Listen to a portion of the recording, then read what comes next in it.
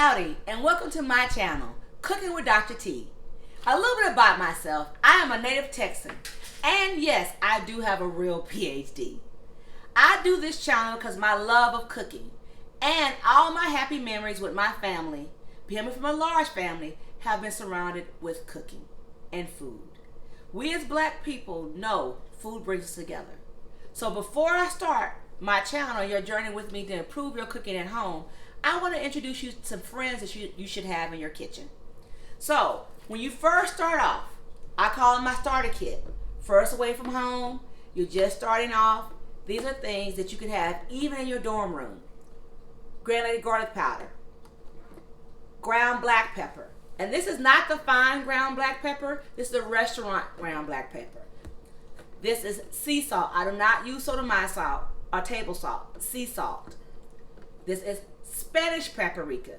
Spanish paprika has a little bit of a chili undertone, so it has a little spice to it, but oftentimes we add it for color. Then you have granulated onion powder. Onion powder is great to pump up anything, and then of course you have parsley. This is your starter kit.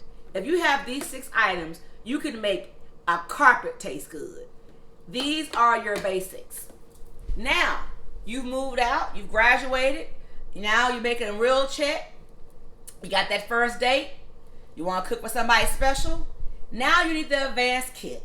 The advanced kit is the lemon pepper. I will show you in one of my episodes how to make your own lemon pepper.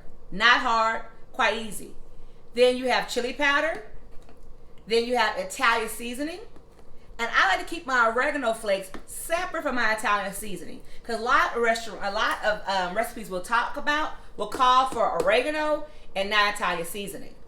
Then your crushed red pepper flakes, and then also Old Bay seasoning, great on fish, but not just on fish. We'll talk about other recipes you can use Old Bay in.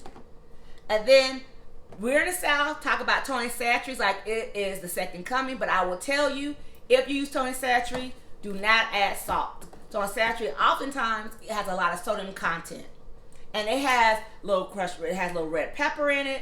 It has black pepper, it has salt in it as well, it has a little chili powder. So that's why it is a Creole seasoning. And then I was introduced to this about 5 years ago, and it's great to have escasazon, as by Goya, and you can add this to your meat before you cook it or your vegetables. I will tell you, this give it a little orange tinge to it.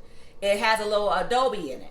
So this is used oftentimes in any type of Caribbean cooking or Spanish cooking. Now, you grown now, you got your real check, and you're eating big and live. So now this is the advanced kit, super advanced kit. Poultry seasoning. This right here is called your buttery garlic and herb. You can add this to chicken, you can add it to vegetables, you can add it to fish, and you can add it to your actual poultry. This is great and pork as well. This is great, and it already has that buttery filling, buttery flakes in it, so you don't have to buy real butter when you use this as well. Then you have thyme. Thyme you don't hear a lot about in the black community, but you do hear a lot about it in the Caribbean cooking and Mexican cooking. So we'll talk about how to use thyme. Then you have the roasted rosemary and garlic. I like to get the blend because you can get fresh rosemary, and some recipes I'll talk about will call for fresh rosemary. But this is a great combination to have just to sprinkle on some things that we talk about later with vegetables and other meats.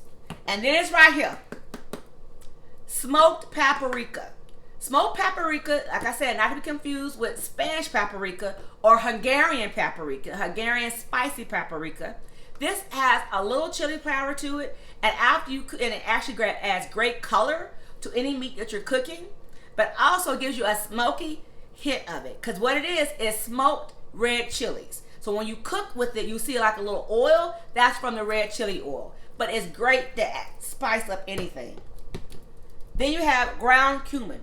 Cumin is used a lot in stews, Spanish cooking, Caribbean cooking, Mexican cooking. Also, we'll find that we'll do it in any type of beans. You'll use cumin, but you want to get the ground cumin. Great to have. And these two could be a little pricey.